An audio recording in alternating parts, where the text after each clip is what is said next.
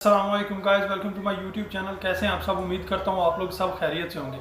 Guys, आज की इस वीडियो में सिर्फ विजिट वीज़ा के हवाले से बात होगी, तो वीडियो को आप लोगों ने पूरा देखना है, वीडियो को स्किप नहीं करना, ताकि तमाम बातें आप लोग प्रॉपर तरीके से सुन लें। और क्यों विजिट वीज़ा रिजेक्ट होता है, क्या वजूहात हैं, किस बिना पर आपके विजिट वीज़ा के फॉर्म को या आपके डॉक्यूमेंट्स को चेक किया जाता है और फिर वीज़ा एक्सेप्ट किया जाता है या रिजेक्ट किया जाता है। इस वीडियो में पूरी डिटेल के साथ आप लोगों को तफसील में बताऊंगा कि क्यों बहुत से लोगों के वीज़ाज रिजेक्ट हो रहे हैं, हालांकि बहुत से लोगों के वीज़ाज एक्सेप्ट भी हो रहे हैं। बहुत से लोगों का यूएई का विजिट वीज़ा निकल रहा है और बहुत से लोगों का रिजेक्ट भी होता है। आपको इस वीडियो में मैं बताता हूं कि रिजेक्ट क्यों होता है और एक्सेप्ट क्यों होता है।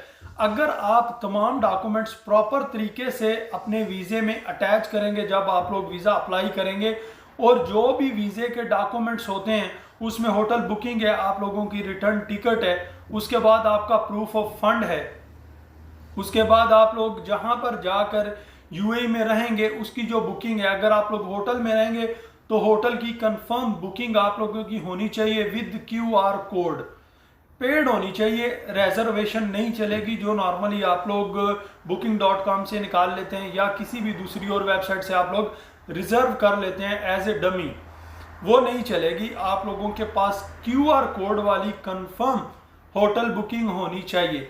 अगर तो ये आप लोग अपने तमाम डॉक्यूमेंट्स अच्छी तरह लीगल तरीके से और स्कैन कर कर ऐसा स्कैन करें कि पढ़ा जा सके, क्लियरली पिक्चर में नजर आना चाहिए। अगर तो आप लोग ये तमाम डॉक्यूमेंट्स प्रॉपर तरीके से अपलोड करके अपना वीज़ा अप्लाई करते हैं और बिल्कुल अच्छे तरीके से, तो आप लोगों का वीज़ा निकलने के चांसेस 99% होते हैं।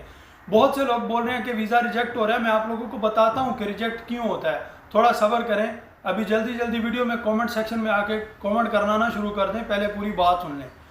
बहुत से लोगों के वीज़ाज लग भी रहे हैं, मैंने आप लोगों को प्रूफ से बात बताई थी कि वीज़े लोगों के लग भी रहे हैं, बहुत से ट्रैवल एजेंट लोग वीज़े निकाल भी रहे हैं। अगर वीज़े नहीं निकल रहे तो वो लोग कहाँ से निकाल रहे हैं? वो लोग तो अपने घरों से आपको वीज़ा प्रिंट आउट करके नहीं दे रहे। बहुत से लोगों के वीज़ाज निकल भी रहे हैं। अभी मैं आप लोगों को बताता हूँ कि वीज़ा रिजेक्ट क्यों होता है। वीज़ा रिजेक्ट आप लोगों का इस वजह से होता है, बहुत से लोग और ट्रैवल एजेंट लोग इस तरह करते हैं कि जब आप लोग वीज़ा अप्लाई करते हो, आप लोग बेशक आप लोग फैमिली बेस पे आप लोग वीज़ा अप्लाई करते हो, अगर आप फैमिली बेस पे वीज़ा अप्लाई करते हो तो आप लोगों के पास होटल बुकिंग पेड होनी चाहिए विद क्यूआर कोड, ठीक है। अगर आपके पास hotel booking paid QR code के साथ नहीं है, ठीक है, तो आप लोग किसी बंदे के पास, अपने किसी रिलेटिव के पास जाकर रहना चाहते हैं तो वहां उस बंदे का एमिरेट्स आईडी आप लोगों को चाहिए। उसके अलावा उसकी प्रॉपर्टी का टेनेंसी कॉन्ट्रैक्ट पेपर चाहिए, कॉन्ट्रैक्ट पेपर चाहिए उन लोगों को, उसके नाम से उसके रूम का, उसके फ्लैट का एग्रीमेंट होना चाहिए।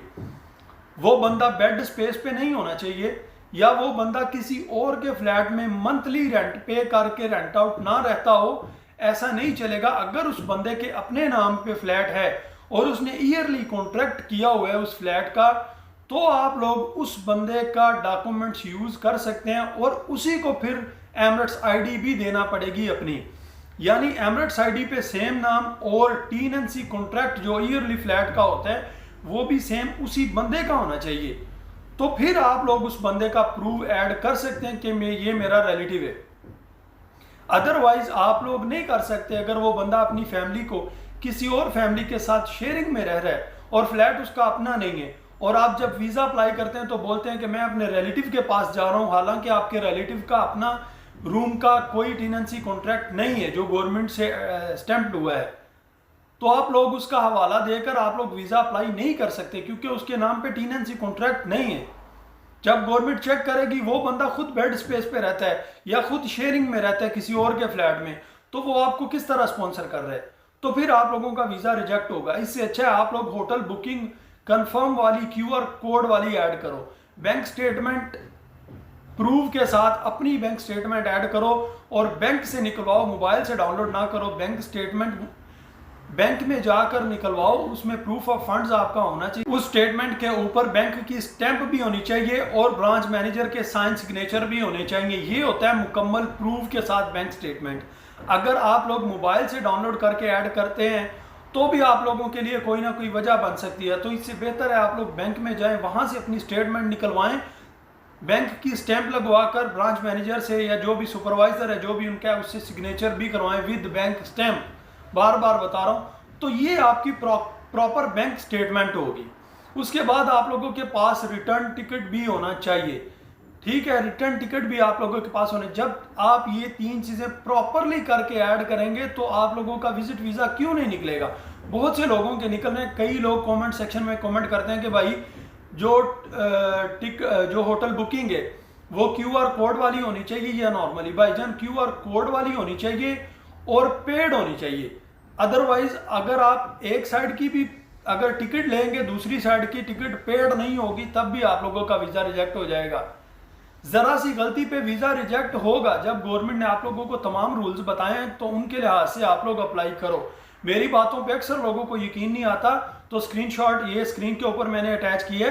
ये तमाम चीजें पढ़ो, रिक्वायरमेंट्स, और ये रिक्वायरमेंट जिस तरह मैंने आपको वर्ड टू वर्ड बताया सेम उसी तरह आप लोग सब डॉक्यूमेंट्स क्लियर करके अच्छी तरह स्कैन करके, ताकि वो रीडेबल हो, आपका वीजा रिजेक्ट ना हो। अगर कुछ चीज पढ़ने लिखने में समझ नहीं आएगी, नजर आने में, तो आपका वीजा रिजेक्ट होगा। तो होटल बुकिंग या फिर जिस बंदे के पास आप लोगों ने आना है अपने रिलेटिव के पास, उसका तमाम डिटेल प्रूफ उस तरह आना चाहिए जो मैंने आप लोगों को बताया। होटल बुकिंग अगर आपने करनी है तो विद QR कोड होनी चाहिए। बैंक स्टेटमेंट आपकी बैंक वाली स्टैंप के साथ, सिग्नेचर के साथ आपकी होनी चाहिए।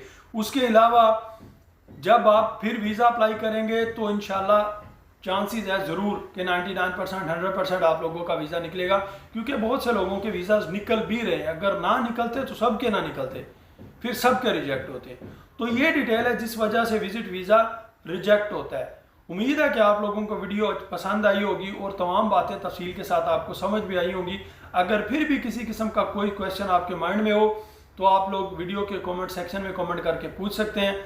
और उसके अलावा वर्क वीज़े का एक भाई ने क्वेश्चन किया कि वर्क वीज़ा आउटसाइड के लिए ओपन है। भाईजान ओपन है, लेकिन बहुत कम लोगों के निकल रहे हैं, मैक्सिमम रिजेक्शन में जा रहे हैं। तो इसीलिए आप लोग वेट करो, वीज़ा अप्लाई ना करो वर्क वीज़ा आउटसाइड के लिए। बेशक वो फ्रीलांस वीज़ा या कोई भी वीज़ा है, कोई भी कंपनी है, वो पाकिस्तानियों के वीज़े अभी अप्लाई नहीं कर रहे, सिर्फ इसी वजह से कि मोस्टली रिजेक्टेड होते हैं। अपना ख्याल रखें, इंशाल्लाह मिलते हैं नेक्स्ट वीडियो में। अस्सलाम वालेकुम।